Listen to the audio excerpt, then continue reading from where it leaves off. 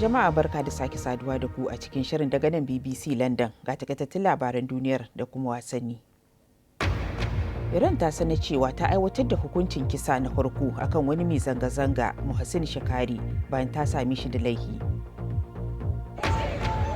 BBC ta kuma gano cewa da yawa daga cikin waɗanda aka kashe a zanga-zangar baya-bayan nan ta nuna adawa da gwamnatin Iran ɗin sun hito ne daga al'ummomi marasa rinjaye. A nan Birtaniya kuma masu aski na taimakawa matasa baka kwata wajen tunkarar matsalar lahiyar kwakwalwarsu. Muna ta da ƙarin bayani. Masu fafutukar kare haƙƙin bil'adama sun yi Allah wadi da hukuncin kisan da Iran ta aiwatar akan wani mai zanga-zanga, wanda shine na farko tun bayan barkewar zanga-zanga nuna adawa da gwamnati a watan Satumba. Ƙungiyar Center for Human Rights in Iran mai matsuguni a New York ta ce hukumomin Iran na ƙaddamar da kamfen ɗin razana jama'a sakamakon kalubalen da suke fuskanta. Yau ne aka rataye Mohsin Shekari ɗan shekara 23 saboda ya jikata wani jami'in tsaro na Basij da kuma datsa wani titi a Tehran yayin zanga-zanga. Kawo yanzu an yankewa masu zanga-zanga akalla 11 hukuncin kisa.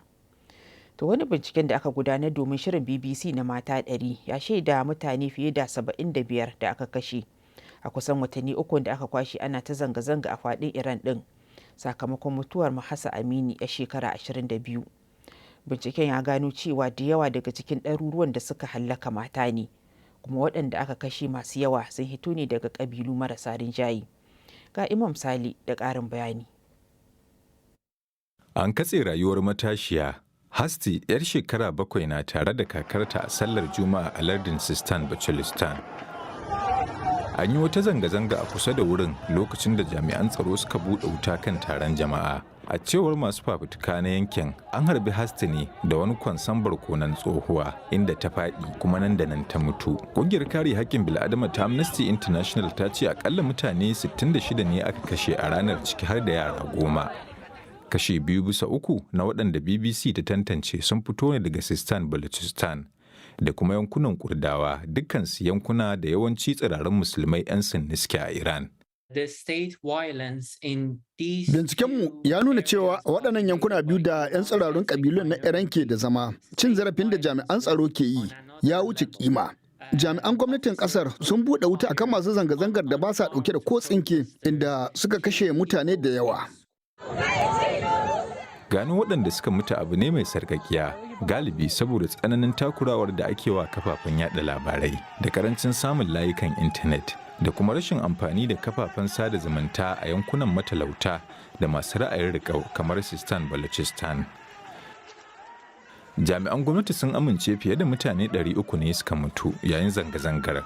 Ƙungiyoyin kare haƙƙin bil'adama na tunanin adadin ya haura haka, kuma mutane da yawa sun yi amanar gwamnati ta rage alƙaliman.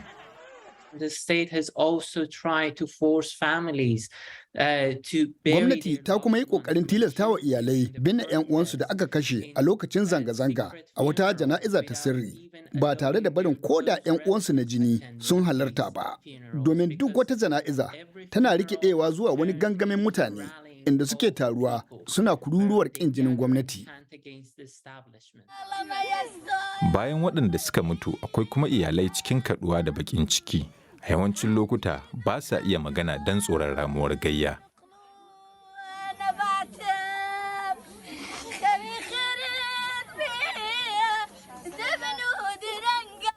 To za ku iya samun wasu bayanan akan wannan labarin da ma wasu a shahinmu na intanet bbc.com/hausa wanda za ku iya samu a wayoyinku na salula. Yanzu kuma ga wasu labaran duniyar. Dina Boluarte ta zama shugaban kasa ta farko a Peru bayan an tsige tsohon shugaba Pedro Castillo tare da tsare shi. Majalisar dokokin kasar, inda 'yan adawa ke da rinjaye, ta kada ƙuri'ar sauke Mr. Castillo a wuyi bayan ya yi yunkurin rusa ta. Masu gabatar da kara sun ce a yanzu ana tuhumarsa da yin tawaye da kuma haɗa baki wajen ƙulla maƙarƙashiya.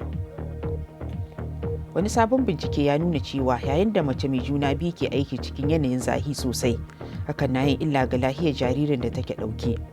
Bincike ya sa ido ne kan mata fiye da 90 waɗanda ke noma gonakinsu na shinkafa a Gambia, inda rana ke bugun su kai tsaye a lokuta da dama kuma cikin danshi sosai. In ji masu binciken, a wannan lokacin zuciyar jariran nasu na buga wadda ta wuce kima sosai.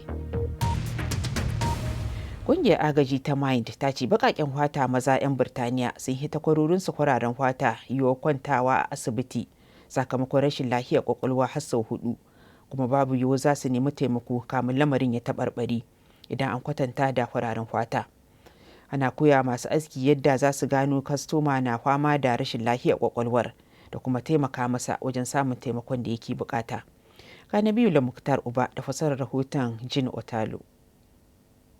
Wannan na iya yi maka kama da shagon askin da aka saba gani, amma ana amfani da shi ne wajen gano masu matsalar lafiyar kwakwalwa a wannan al'ummar ta baƙaƙen fata. Na yi fama da ciwon tsananin damuwa da rasa inda na sa gaba. Abu ne mai matukar wahala fita daga wannan yanayi saboda na kasa neman taimako. Idan na nemi taimako to na gaza kenan. Na fita daga yanayin ne ta hanyar fahimtar cewa neman taimakon daidai ne.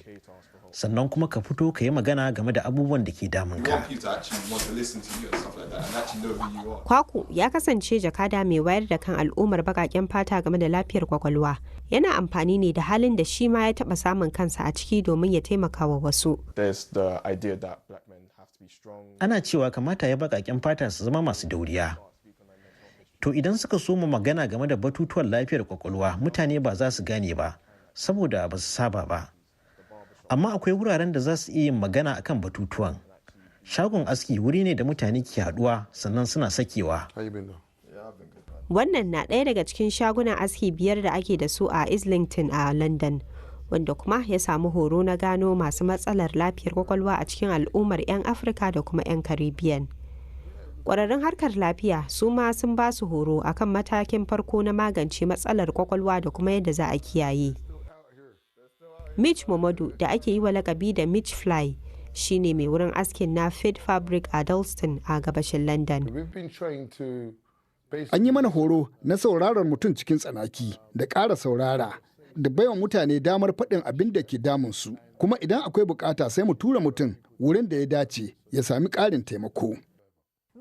Ta ce amma wasu za su iya tambayar anya mai aski shine wanda ya dace ya bada shawara game da lafiyar kwakwalwa? Ba wai shawara muke bayarwa ba. Abin da muke yi shine abin da muka saba yi a kowace irin rana, wato yi wa mutum aski mai ɗan karen kyau. Kuma hakan ma na taimakawa lafiyar mutum domin za ka ji daɗi, saboda za ka bar shagon aski cikin kyakkyawan yanayi ba kamar yadda ka zo ba. Wannan hanya ce ita ma da ke taimakawa mutum. An gudanar da shirye-shirye da dama na lafiyar kwakwalwa a can baya da dubban shagunan askin da ake da su a faɗin ƙasa. Idan har aka yi nasara a wannan tsarin, ko hakan zai iya kawo sauyi wajen magance lafiyar kwakwalwa? Shirin lafiyar kwakwalwar na matasa baƙar fata na fatan wannan tsarin na amfani da shagunan aski zai faɗaɗa a faɗin ƙasar. Sannan ya samar da wata kafa da matasa baƙar fata za su fito su rika amayar da abin da ke damunsu. To a bangaren wasanni kuma, Luis Enrique ya ajiye mukamin manajan 'yan kwallon kafa Spain bayan Morocco ta hitar da su daga gasar cin kofin duniya a Qatar. A 2018 ne Enrique dan shekara 52 ya zama mai horar da 'yan kwallon na Spain, kuma sun kai zagayen kusa da ƙarshe a gasar Euro ta 2020. Tuni aka tabbatar da Luis de la Fuente a matsayin magajinsa. To shi kuma dan kwallon Ingila Raheem Sterling zai koma Qatar ne kamun karawar da za su yi da Faransa a zagayen quarter finals. A ƙarshen mako ne Raheem din dan shekara 28 ya koma Ingila bayan barayi sun shiga gidansa. Ƙananan yaransa 3 na gida a lokacin da 'yan fashi da makamin suka shiga. To za ku samu dukan waɗannan labaran idan kuna so a shahinmu na intanet bbc.com/hausa. Za ku kuma iya yin muhawara a dandalinmu na muhawara da musayar ra'ayi wato BBC Hausa Facebook. To amma yanzu Aishatu Musa ke cewa sai an ji ku daga nan London.